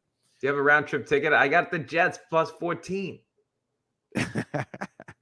That's not my, I don't want to talk about the Jets, but What do you think of your? There's talk about getting Jim Harbaugh. Your thoughts? Anybody at this point? I mean, it's not really the coach. I mean, you can't. I think it is. Because you did an 11-minute press conference where he just said, "What did he say? This isn't." I wrote it down. This ain't some clown show organization. I mean, this guy stinks. This is Joe Judge. He doesn't bother me at all. It's just because he can't. He's at the breaking point. He can't. They can't move the ball 2 feet because of that garbage that the GM put together. And you know, like, look at the first play of the game. I mean, that guy doesn't know that it's a read. It's a quarterback read. He's just got to get rid of it. And sure enough, fumble. They're down 7-0 within a minute. That's not. I mean, what are you going to do? You got bad players. So we're assuming they will fire the general manager, but they've been quoted as saying they're keeping the coach even without evaluating anything. No, that was that's such a dumb thing to say. Oh, it's a disaster every time. It never works, right? No, and I can see a scenario where they'll go back on that. You know what I mean? But let's see who this guy is. I mean, they love going in-house, and the guys they have in-house are just as terrible as this guy. So, and they have a cap problem. So they're going to be really bad next year unless they draft this. That's not a problem. I could take some of those cats. You're talking about that black cat that was in the stadium last time, or? Cat. Oh, gotcha. Sorry. Yeah. Because remember last year they had a cat problem as well. That black cat. Remember? They need four offensive linemen from a GM whose primary thing he says is, "I love offensive linemen." And they need 4 new. You're going to have 4 new ones next year. 4. Well, also, your quarterback's not the guy, I think. But you know what? I was thinking about. But he looks like a genius now, right? Yeah. Yes. Well, Glennon hasn't won a game. Has he ever won? No. Well, he hasn't won in a long time. But you know that? Do you know that a couple of years ago, Chicago paid him $18 million a year? You're kidding. $18 million. Isn't it fascinating, and folks in the chat room as well, isn't this fascinating that these people get paid $18 million, and if we did the job that they were doing, which is not doing your job, we'd be fired. And yet they just keep moving up and getting paid exorbitant sums of money, especially with baseball players. I think about it all the time. When you strike out, they're being paid millions of dollars to do their job maybe a third of the time. Yeah. When it's mind-boggling to think about it. When, if we didn't do our job once, if you miss one thing, you could be out. Oh, if 2/3 of my jokes didn't work, I'd never work again. Excellent point. Exactly. Right. You definitely wouldn't be working at the comedy show. You might work at the Broadway Comedy Club. Thank you. I don't mind saying it. I couldn't care less. What do you think? The Washington football team made an announcement. They're going to pick out their name, your heated rivals, on February 2nd. What do you think it's going to be? The rapists. I think it's going to be worse than anybody ever thought. Yep. The Baltimore Bullets. Remember those two? It's going to be the same. Yeah. The Washington Bullets, right? Yeah. Well, if it was back in the day, it was the Baltimore Bullets. Then it was the Washington Bullets. Then it was, don't worry. It'll be something everybody hates immediately. Yeah. See, I liked the Red Wolves, and they've said that it won't be that. I just like Red Wolves. I think they're cute. They should just make everybody the Senators in Washington. Just get it over with. Everybody has to be the Senators. That's not a bad idea. I mean, they always have combination names all the time for lots of stuff. I mean, they do that with college. Remember when there was a basketball where the Wildcats were playing the Wildcats? Yeah. What is that, Arizona and Kentucky? Is that what it is? Yeah. And the Wildcats were playing the Wildcats. It was ridiculous. So, why not have that? I like the Washington Presidents. I like Presidents. That's a good one. Yeah. And then, they're probably I wonder if they run names to see what the headline will be if they lose, like the dead presidents or Mike had a great one. Yeah. Mike, our producer, he said if they're losing, he would say they're not my presidents. There you go. Exactly. I like that. Yep. Brilliant, Mike. Nice job, the general. All right. Yeah, you're welcome. The Generals, I think, is on the table. Brian Gianu says the Generals. I think is that one they're talking about? Because I remember the USF had the Generals, right? Right. So that's a perfect example, Brian. Like they'll make them the Generals, and no, it's not on the table. they'll Anything goes. a red What fox. about a red fox, big dummy? They'll make them the Now, that's generals, brilliant. and then the other league will sue them for the name the general. You know what I mean? That Yeah, whatever. exactly. The USFL, right? Trump will sue them for using the generals. Right. Anything goes. I'm sorry, that's fucking brilliant. Why don't we make the pick so we Let's never do run it. out of time and can take our time doing it? I will share the screen. Now, remember, folks, Who this knows? is a really messed up week. If you take COVID out of the mix, even it's a messed up week.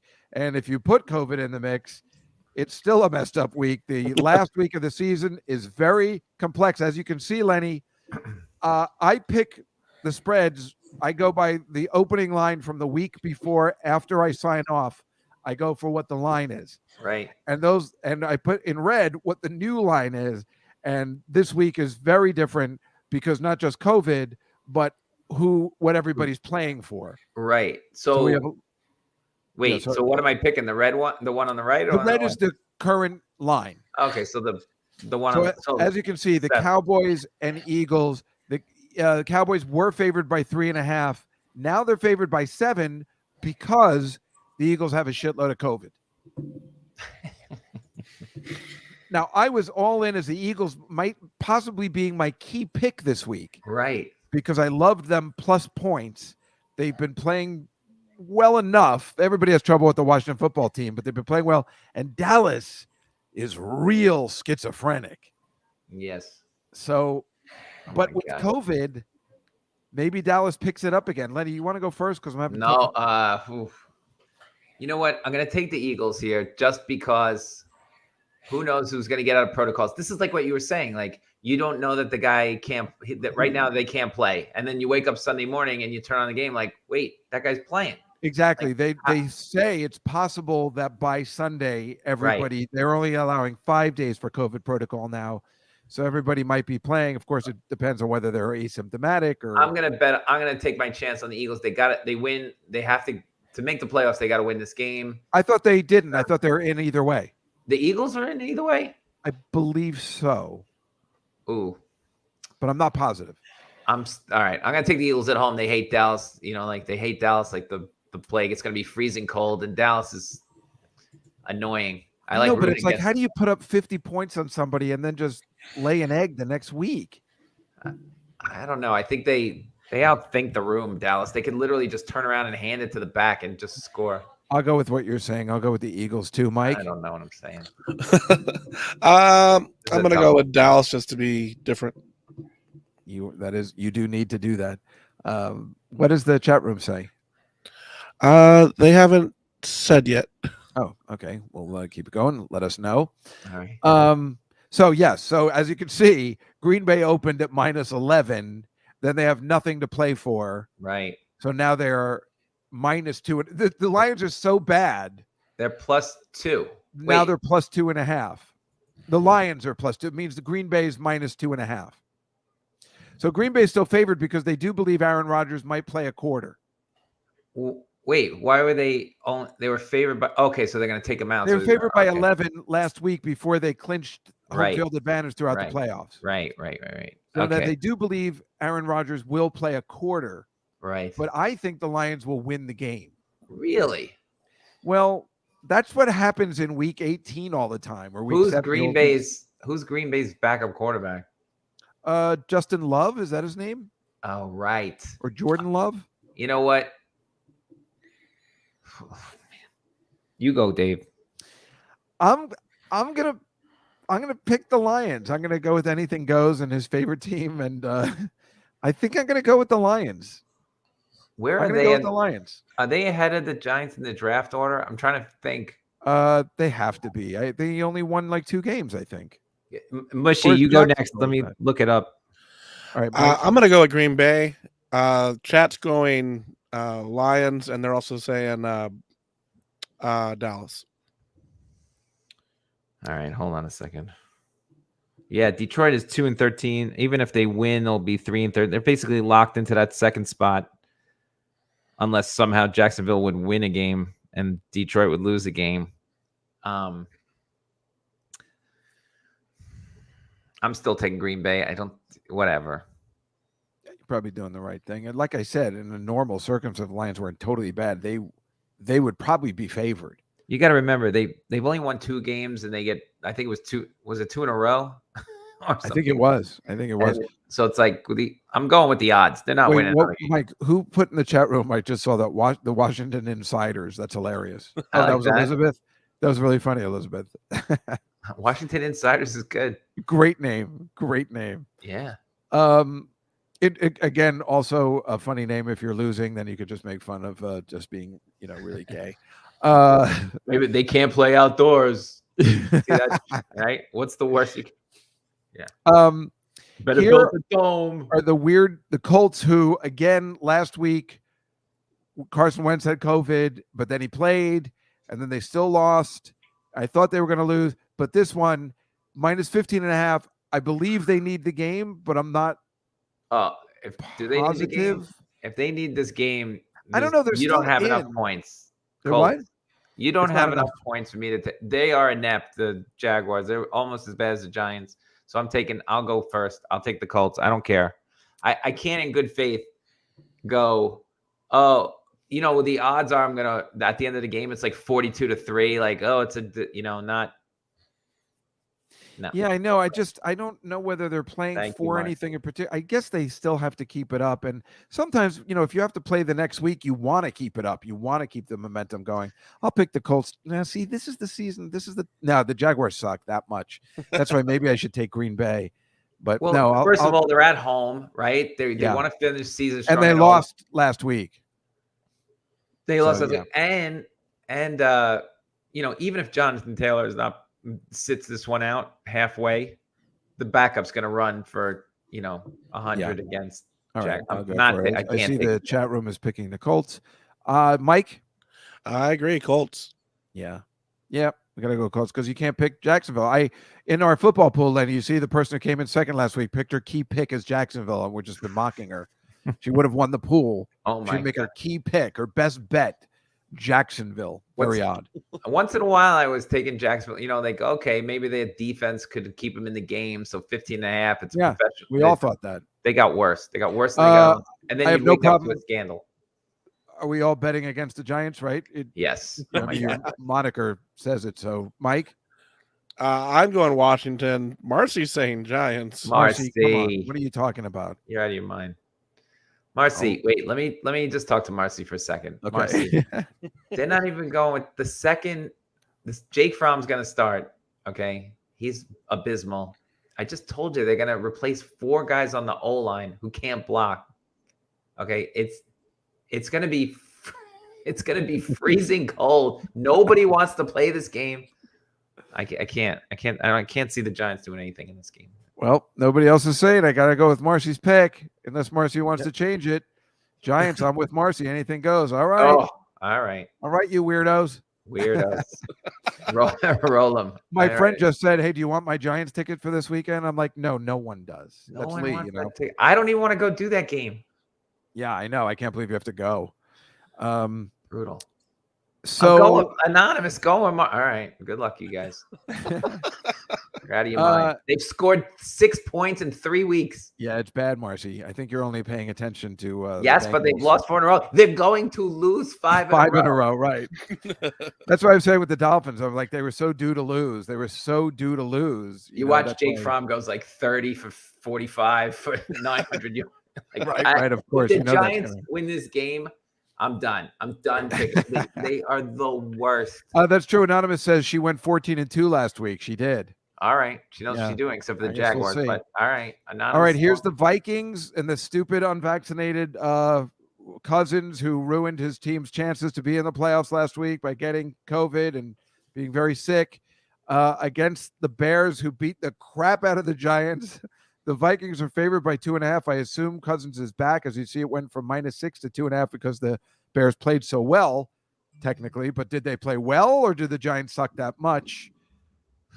Lenny, you're going to have to go first again because I can't figure it out. So wait, so Minnesota's out. Is that the thing? Are they out? Yes, they're out. This is just a rivalry game for the last. They were saying, of course, maybe Justin Fields will be back for this one. But if these two teams, this is going to, I'm going to go with Chicago You know what? No, let's go Minnesota. I'm gonna go Minnesota. Yeah, I'm going to go with Minnesota too. I don't have a You know problem. why? with Because either. Kirk Cousins will this is the kind of game that Kirk Cousins puts up a lot of points. People go, see, he's not that bad. You're right. He'll pad his statistics so he can. Yeah. People will be like, no, we did the right thing by hiring him. He just They're at he home. got sick. It was a bad season. Mike, Oof, Vikings. they're calling This Marcy is a the- sorceress. This is the game, Dave, that will. Okay, Marcy's here's the Vikings. scenario. I'm going to tell you right now. This is exactly what's Are happening. you talking about Tampa Bay or Vikings? No, the Vikings. They'll be up by 3. Okay. They'll be up by 3. Somehow, they'll let up at the last second the tying field goal. They're going to go to overtime, and then there'll be a safety. So of some sort. Right, and we lose by half a point. Yeah. Lenny texts me all the time on Sunday nights. He's like, "What the fuck?" I cannot believe some of the bets I lost this year. It's just brutal. I've had a terrible year, but man, some of this I did not deserve. I had it sewn up. I've been doing all right. I'm at the 50-50 point. Look at this one. This Tampa Bay. Oh, real quick, Chad actually picked Bears. Did Chad pick the Bears? I saw Marcy picked the Vikings. Right, but the other guys picked the Bears. There were more Bears than Vikings? Yeah. And we want to go against Marcy? They're calling her a sorceress. I'm going to leave the Vikings pick up because Marcy's been doing very well. Just this one time. If I see it again, I'll change it. Look at this one went from 16.5 to 8 because Tampa Bay has nothing to play for. So I think I might pick the Panthers. Who's that quarterback? Who's their backup quarterback? It's either Sam Darnold or that idiot Cam Newton. No. Tampa. The Bucks? Yeah. I have no idea. Anyone? If anybody knows, let us know. Why is Catalina leaving? What do you think, Lenny? I'm gonna go back. What'd she say? I didn't see it. She's got to run. Yeah. Catalina's gotta run. What do you mean she's got to go? Where's she going? At dinner. That's like the most important show ever. What do you do think, the Bucks Lenny? have a shot at a higher seed here? Or no? That they can't do anything. Yeah, I like Carolina. Right?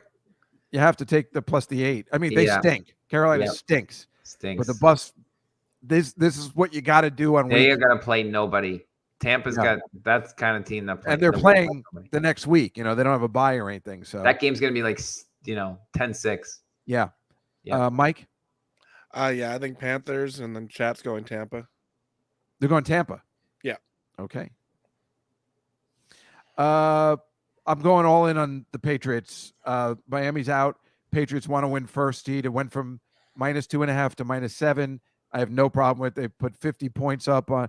Although, they always do bad in Miami when they're playing in Miami. But I got to go with the Patriots. I got to go. They want to win the division. Isn't that for the division? Yeah.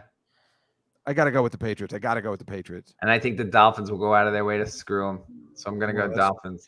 You're right. You know what? Now that I think about it, you're going Dolphins, right? Hey, I love the Pats. I think they're going to make a big run. But for some reason, this particular game, I'm going to go with the Dolphins. The Dolphins and the Patriots seem to play each other a lot at the end of the season, a lot. And if I remember correctly, the Dolphins always screw them at the end of the season. Yeah, it seems like it. You know what? I think I always pick the Pats. I'm just going to keep my choice, but I'm mad. I should have picked. Like I said, they always have trouble in Miami as well. This is brutal. I'm gonna keep it. Mike? I'm going to go Miami. I've been doing well with them all season. Marcy says Tampa's backup is Blaine Gabbert. Oh, my Lord. Oh, he's good. He's good. I'm sticking with Carolina. The White Album, there was nothing on that goddamn cover. What is the Miami chat room saying? What? Miami. Maybe I should change my pick. Should I change my pick? Should I go with the consensus? No, don't change your pick. What do you mean? This could very possibly be a blowout. They can't. The Dolphins can't. No, I like what you're saying. It's how many guys is the Patriots gonna play? You know what I mean? Like if somebody has a little bit of an injury, they're not gonna play that game. I don't care. They're content to win this game by a point. They don't care if it's. Well, that's what I'm saying. Maybe I should take the Dolphins. Well, anyway, this next one, fuck the Falcons. They really screwed me. And that idiot Matt Ryan.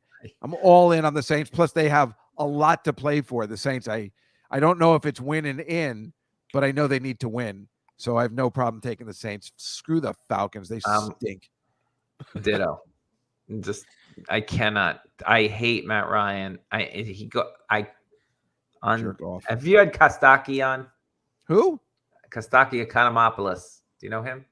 Now you're just making up. Lenny, No, if you're not going to have a serious discussion. He has a football show too. He does? Yeah, he has a whole Kotsky Kotlaka?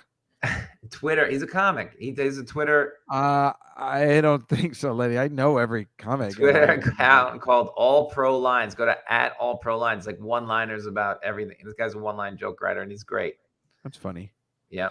Mike, what do you think? Saints. Chat room's going Saints, right? Yep. I'm so mad at the Falcons last week. I know they're going to screw me again. I'm so angry about that. I hate the Falcons. I hate the Falcons. So the Titans now have the number 1 seed, but if they lose and Kansas City wins, they would relinquish the number 1 seed. Yeah, they're not going to lose. -10.5. It's a very important seed, and also Houston does not want to win this game. They're 3 in the picking. They don't want to drop. They'll drop under the Giants if they win. Believe me, I would love Houston to come close or even win this game. They're not. They're going to want to tank, and Tennessee wants to win. So let's go Tennessee. It's 10.5 points. I don't care. I mean, what's your final score prediction then? 30-10. I'm going to pick Houston. I hate myself. Mike? I'm going to go Tennessee. I think Houston's done. It's if I swear if it wasn't week 18. What's the chat room saying? Titans? Yep. Oh boy. Wait, what? Wait, how is Baltimore favored by 5.5 over Pittsburgh? What? Pittsburgh stinks, but Baltimore. I think Baltimore still has a shot to get in. Pittsburgh does not. Yeah, but they're playing bad. First of all, I've said this 100 times. When the Ravens and Pittsburgh play, always take the points. This seems like the best bet of the week. Pittsburgh plus 5.5 with Roethlisberger's last game, even though he's not playing very well. That game is always a 3-point game. You know it. Everyone knows it except for apparently these bookies. Here's the question. Is what's his face back? Lamar Jackson? Yeah. I don't know. If he's back, I still like it. For the playoffs, they have to win. They do have to win, but I don't like the 5.5.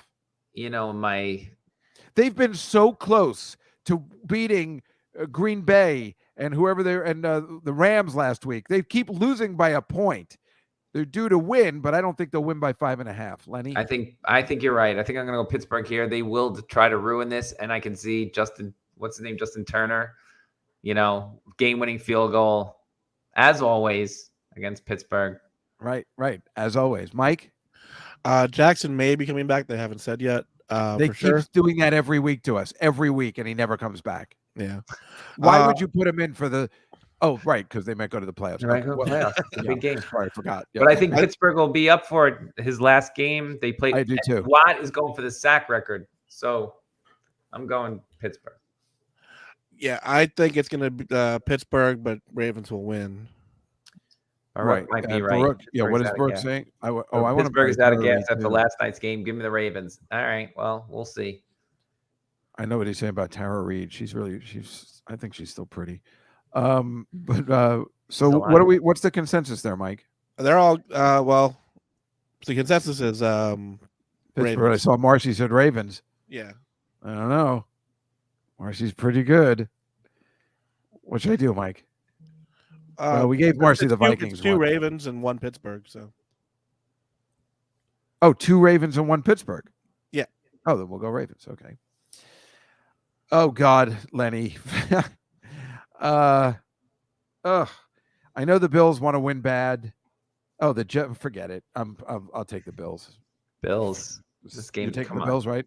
The Jets. They can't win. If the Jets win this game, Dave, they are moronic. I mean, they're locked into that spot. If they lose, Lenny, they are moronic. Can't you see them doing that to themselves? Winning the game on the road in Buffalo in January. No, come on, man. Nope. Even though the spread, it doesn't matter. What are you saying, Mike? I don't know. I mean, last week, I don't think they're going to win. It's just a spread. I don't know. Yeah. It's a tough one. Well, the way I look at it is that they win by a little or they get blown out, right? Right. All right. They're getting blown out. Yeah, Bills. What's the chat room saying? I see Baruch says Jets.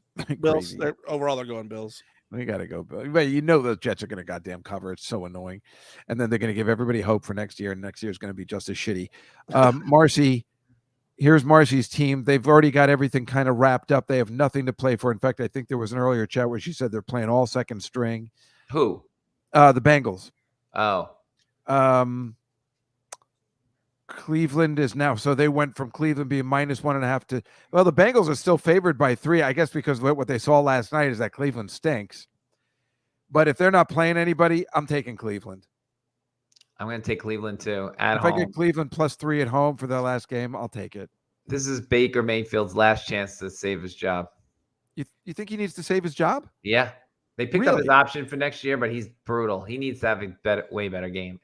Like you said, they're going to split all the players. So really, yeah, I could see him lighting it up and feeling good about his offseason and then make Mike, what do you commercials. think? I'm going to go Bengals. You're going to go Bengals, and I see the chat's going Bengals. And, of course, Really? we'll Okay. pick that for Marcy. Who's their backup quarterback? Good question. Marcy will know. She'll probably know. Marcy, in 2 who's the seconds. Bengals backup quarterback? I don't even think she probably has to look it up. We have the Cardinals, who finally won a game. I really thought they were finished, and then they just really put it to Dallas. And the Seahawks were great last week against who? Was it the Lions? Oh, yeah, it was against the Lions. That's against the Lions. I love the Cardinals in this game. You do? Yeah. Really? Yes. See, believe me, I love Russell Wilson, but that was at home, they're tough. On the road, not so much. I'm worried the Cardinals haven't been playing very good. I don't know how they put it together last week, but they haven't been playing very good. Because he's back. They didn't have that little guy, the quarterback. What's his name? I thought they were playing with him, and we're still losing. They'll pull it together. Him, All right. Zach Ertz, they're tough. I believe you. I'm going with them too. Mike? Cardinals. I see a Seahawks in there. Is that the only one? So far. I'll wait a little.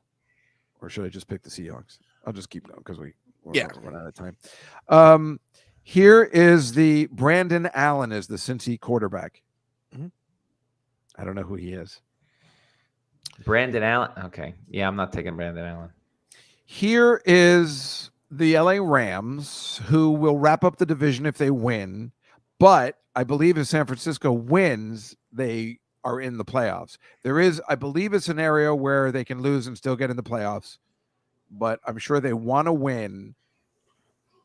I'm going to take San Francisco. What's the status of Garoppolo? That's an excellent point. He was playing. No, he wasn't playing last week, was he? He didn't play. The kid played, and he was bad early, but then was pretty decent late. So you got to think, all right, is he calmed down or whatever? I think Aaron Donald's going to give him a nightmare. I'm going with the Rams. Geez, I don't know. That's a good question. If Garoppolo's playing, I'm picking San Francisco, and I have no problems with it. But if he's not playing, I don't want to pick them. I'm going to go with San Francisco. Mike? San Francisco. Thought everybody was going to. I see a San Francisco, and that's all I see. Oh, I see an LA. Oh, I see 2 LAs. Yes? Yeah, they're going LA. All right. Ooh. And I have no problem picking Kansas City here after a loss, trying to possibly get the number 1 seed if Tennessee loses for some reason. I love Kansas City in this spot. Denver still needs a quarterback. Those poor Denver people. I'm going Kansas City. I don't even know if Bridgewater's back, but Kansas City's not losing this game. And it's I think they're so pissed about last week, and it went from 3 to 10. Yeah, I'm all in. Mike? Kansas. Garoppolo's not playing. Oh, he's not? Yeah. I'm changing my bet, everybody. I'm totally changing it. Sorry. Yep, that's okay. Thank you for finding that out. Yeah, fuck that. Yeah, fuck that. Mike, what are you picking in Kansas City Broncos? Kansas City. And what is Elizabeth saying? What song is she going to have stuck in her? Which song is that? Kansas City. That's a song? Yeah. Going to Going to Kansas. Kansas City, here I come. Who sings it? I think it's an a old standard, song. but yeah. Yeah. I don't know anything about it. What are they saying here? I see a couple of Kansas Cities and one Denver. Well, Brooke's crazy. Yeah, Kansas. All right. And the Sunday night football finale, I predicted they were going to pick this game before they picked it because that's my favorite thing to do. Looking What? down the schedule, you can see there's nothing going on. Win and you're in this game. Both teams? Yep. Wow. I'm picking the Chargers. I got no problems with it. Oh God, the Chargers love. I'm only picking them is because it's 2.5. Yeah. I'll take the They Chargers. just If it gotta was win by 3.5, you can almost guarantee that's a field goal. This is my overtime game. I smell it. Yeah. This is the one, Dave. Mike? Real quick, they were actually going to the Matic Monday lyrics in the chat. She was talking about that. Oh, from the Oh. Bengals. Yeah. Yeah. I'm going to go with the Chargers. Oh, Manic Monday. Okay, that makes sense. Right. It's just another Manic Monday. Yes. Because of the Bengals. I get it. That's Yeah. good. That's good. I love you guys in the chat room. I love you guys. You know my sense of humor exactly, or what I like. What are they saying? Bengals. Chargers. All Chargers. There it is, folks. The last week of regular season picks. Exciting stuff. How did I do the last time? I don't remember. I should have had that ready. I'm sorry. You should always have it Actually, ready. you know what? I can look right now. Why don't you hold I don't on think it was that one good. second? Last time, Lenny Marcus did. You went 10-5, and I went 6-9. See? Yeah, I, you did good. I did better on your show than I did in the pool. Exactly. Because I This can't. happens a lot. You know, I I'm had so Scott. old. I can't remember what I put down from now to when I got to fill out your thing. I know I had Scott Ackerman on last week, and he's like, "Can you just make these picks and put them in your pool?" Yeah. Yeah. Yeah. I should have taken a screen. Could you put them back up so I can take a screenshot? Yes, I think Hold on, what's there? I think I can. Hilarious. I mean, when I sound it out with you, maybe I do better. Oh, maybe I can't. What? Did Mike? I didn't lose it? Did I? You can't share it again? Oh, yeah. You know what? I gotta hold on. I got it. You have to do it a weird way with StreamYard. Got it. Here it is. Bang. Thank you. You're welcome. Okay, now I prepared. Oh, Christ. Mike's going to share with us. I got some videos and some pictures I want you to see. Oh, no. Lenny, when the videos come on, the StreamYard makes it mute. So click your unmute button when it comes on. Got it. So this is the Antonio Brown thing. Mike, can you play the video? I put it together, the camera footage from the dude in the stands. At the Jets, as they hosted the Tampa Bay Buccaneers. Jake Glazer, everybody's seen the Antonio Brown video. What can you tell us? Well, look, I had talked to Bruce Arians after the game, and Bruce said to me that he actually was trying to get Antonio to go back into the game, and Antonio Brown in third quarter refused. He said again, go back in the game, and Antonio again refused. Well, now I know why they put the unmute button on, because you can hear the. I mean, clearly he has mental problem. I mean, I don't want to make fun of him too much because this guy is seriously, he's got some issues, and somebody should address those issues, in this day and age. No, you have it all backwards. Everybody has it all backwards. Everybody doesn't. I understand Antonio Brown. I know exactly what he's doing. I know exactly what he's doing. First of all, there's nothing more fun than, of course, it happening during the goddamn Jets game. This happens to us all the time. There's always a circumstance where something like that happens that makes all the news during the Jets game. And the worst part is, during that game, it says Jets 24, Tampa 10, and we all know what happens after that. God damn it. I hate Antonio Brown so much. But don't feel bad for him. He's doing a bit, Lenny. I can't believe you don't know what it is. What's the bit? He could win the Super Bowl Mike, again. Play what he's taking it from. It's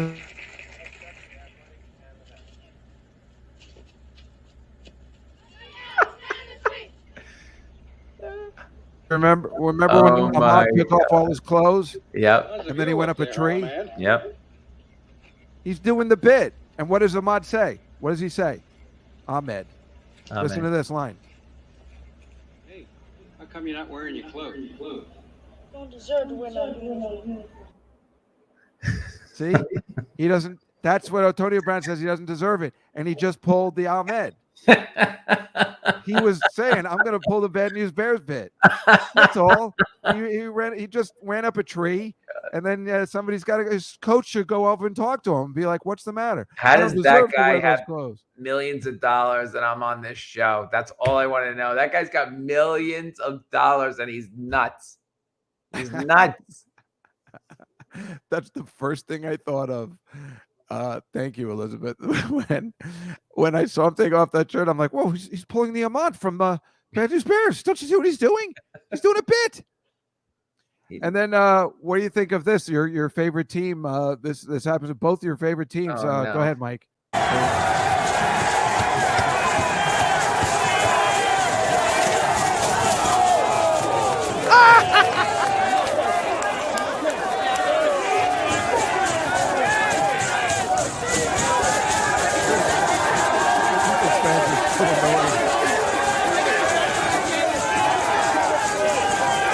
All right, Mike. You can stop it. I don't know. Thanks. Eagles fans are so annoying. Look at them. They're so wasted. They fall off a scaffolding and they just get up and like, hey, this guy. The guy who invented the selfie should be ashamed of himself. You know what I mean? I mean, come on, man. Nothing like a fat Eagles fan falling out of the stands. And like, that's perfect. Just dusting himself off. Like, hey, the quarterback. It's right out of Naked Gun, right? Yeah, Naked Gun. When who falls on who's the fat person that falls on? Who falls on Reggie Jackson? Oh. Isn't it a fat person in the stands? I think that's what happened. I obviously you have to load that up for next week. Yeah, I know. I can't believe I didn't think of it now. What's the matter with me? Also, show the picture, Mike. Oh, no. So this, I don't know if you read about this today. No. This woman, this girl and her daughter, I have their names. It is Molly and Beth Davis. Mm-hmm. And it is called an app called Wingman app. Okay. And she, apparently her mom, this is the sad part, might have a bad cancer situation. So this app is for your friends to put up their friends to date. Okay. And she put up Date My Daughter, and the people who run this Wingman app liked it so much they put it on a billboard in Times Square where they put her picture up. See, I'm Molly's wingman and her mom. And a Date My Daughter that is in Times Square today. And nice. It's really funny. And I don't know whether you saw that, but after that happened, the next picture, my mom did that for me. I'm Rhoda, and I approve this message. I was going to say, Molly's now dating Antonio Brown. I put up my best picture, too, my Sopranos picture with the fat guy with the gun. Why do you have that gun? I went to a shooting range, a skeet shooting range. Oh, my God. It was really fun. I got videos of me actually shooting, and it was pretty good. I forgot to always play them. But yeah, I don't know. I'm very excited about a Monday Night Football playoff game. Oh, thank you, Mike. See? Yes, Mike, you are the man. You couldn't do that today. People would be so angry at the fat girl falling on Reggie Jackson. Oh, man, that made me laugh so hard. When, and those things, those guys, when they made that movie, they just love Enrico Palazzo. That's my favorite. Enrico Palazzo. Yeah. Those guys they love that when it turns out it's Reggie Jackson is the killer. I mean, there's just nothing funnier. That makes me cry laughing at it. Must kill the queen. Reggie Jackson. They say they can't make movies like that anymore, right? Yeah, no, you can't even have the fat girl fall on Reggie Jackson. It's that bad. Things are gotten so no fun. I think they should just do it anyway. Bring it back and let people scream and yell and whatever. And then the movie just makes a lot of money because people will watch it. I agree. And actually, David Zucker had an article about that because I think it was the I 40th saw it. anniversary of Yep. Airplane, complaining about that, and how his kids are like, "Dad, you're not supposed to say that," or whatever. Right. And he's like, "Come on, man." Yeah, but that's the thing. It's who's telling him not to say it. There's all these people that will like it. Well, what he was saying was that it's only 9% of Twitter that we're Right. worried about. That's right. Yeah.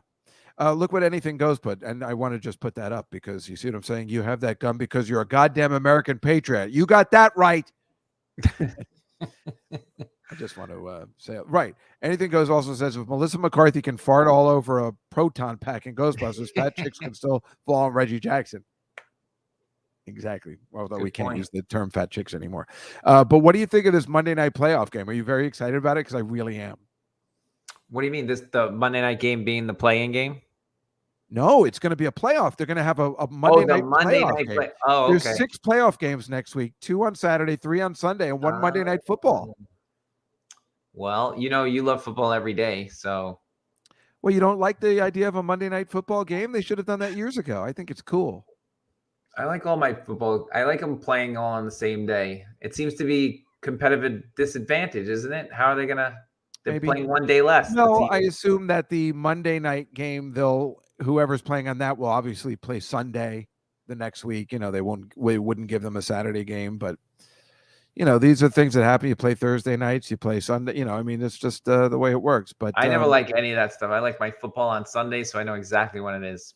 Well, we have 2 Saturday games this week, so that's annoying. And it seems like they've been flexing the Saturday games. Well, not only that, but they start these games, and I've said this forever. They start them at 3:30, 4:30, whatever it is, 4:30. Come on, man. When are we working? When do comedians work?